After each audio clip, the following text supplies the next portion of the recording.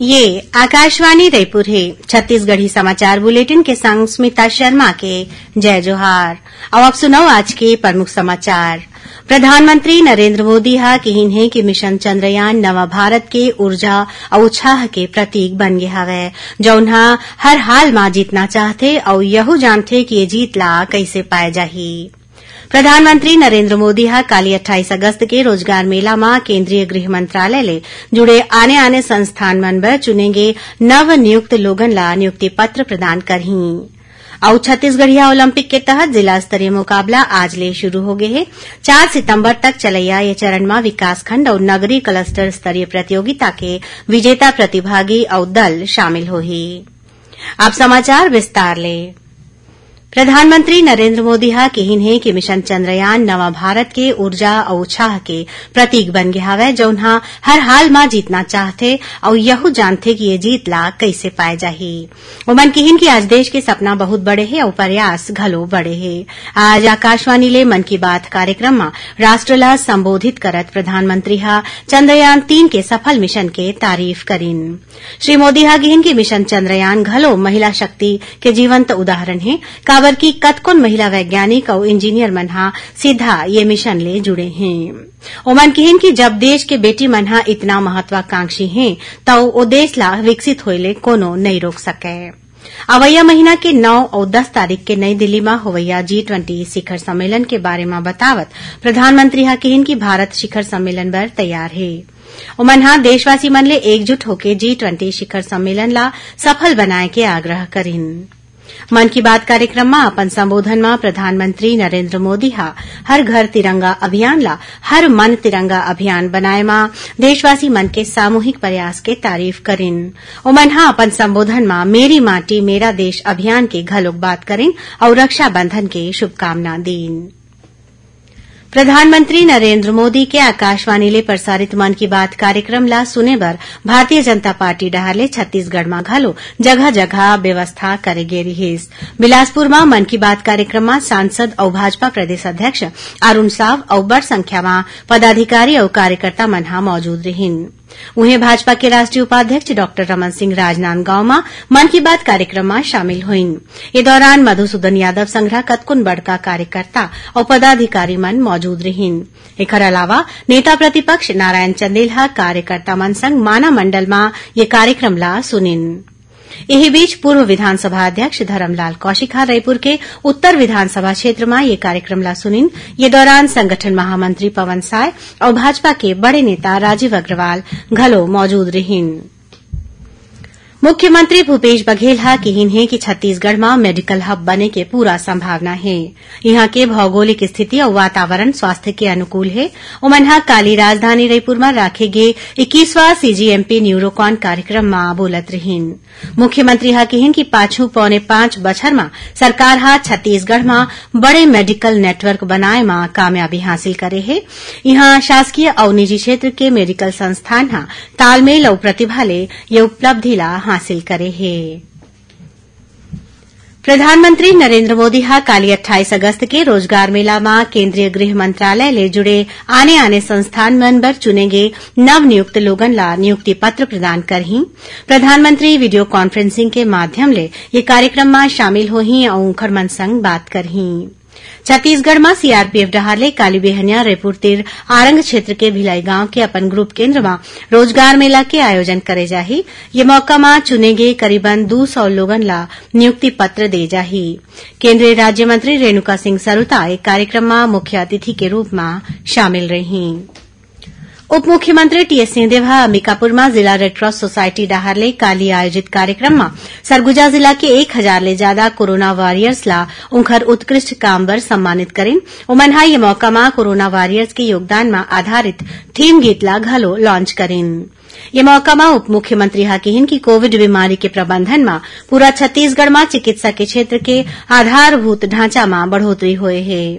Covid काल में पूरा देश में सिर्फ पुणे में कोविड के वायरोलॉजी लैब रहिस। आज अकेला छत्तीसगढ़ में ऐसना लैब की संख्या 14 ले ज्यादा है।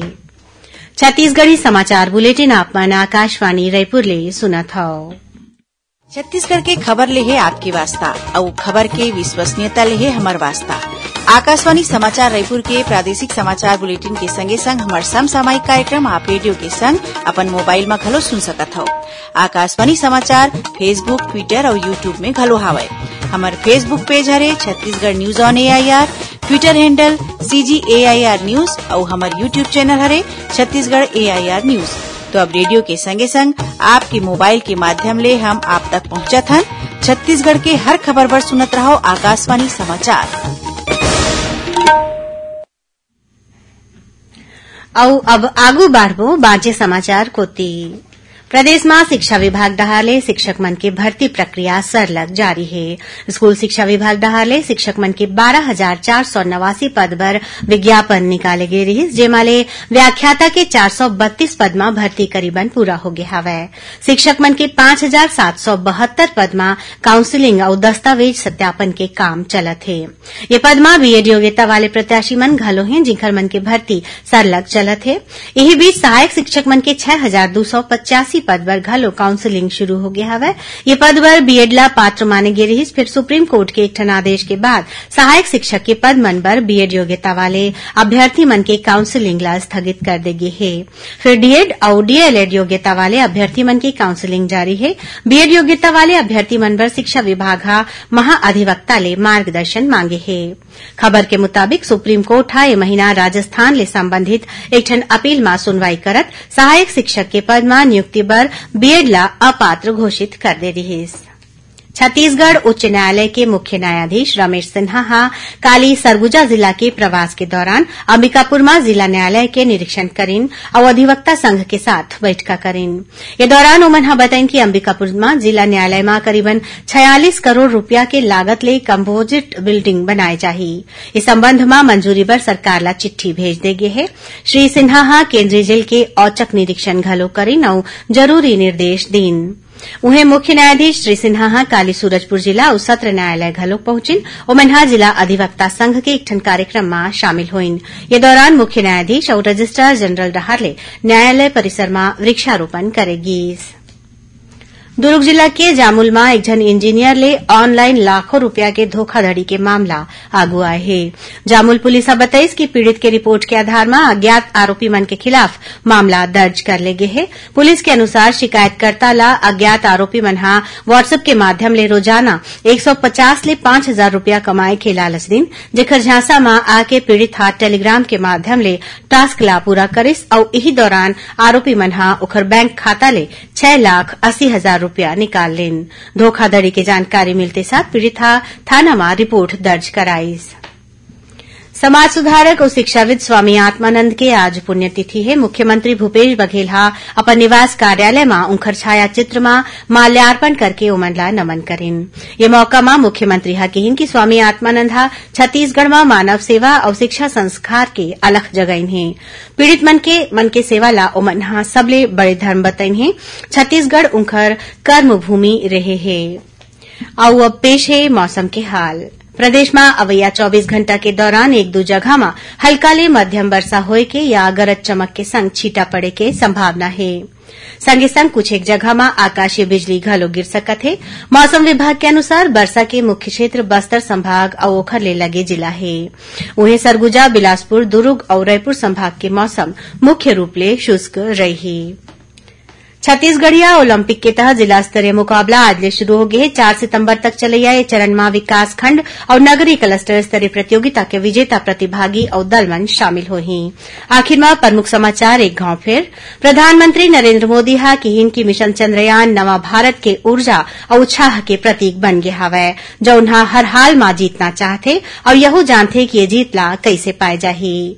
प्रधानमंत्री नरेंद्र मोदी हा काली 28 अगस्त के रोजगार मेला में केंद्रीय गृह मंत्रालय ले जुड़े आने संस्थान मन बर चुने गए नव नियुक्त लोगन ला नियुक्ति पत्र प्रदान करही और छत्तीसगढ़िया ओलंपिक के तहत जिला स्तरीय मुकाबला आज ले शुरू हो गए है। 4 सितंबर तक चलैया ये चरण में विकासखंड और नगरीय क्लस्टर स्तरीय प्रतियोगिता के विजेता प्रतिभागी और दलमन शामिल होही। एक संग छत्तीसगढ़ी समाचार बुलेटिन यही से रावत है। जय जोहार।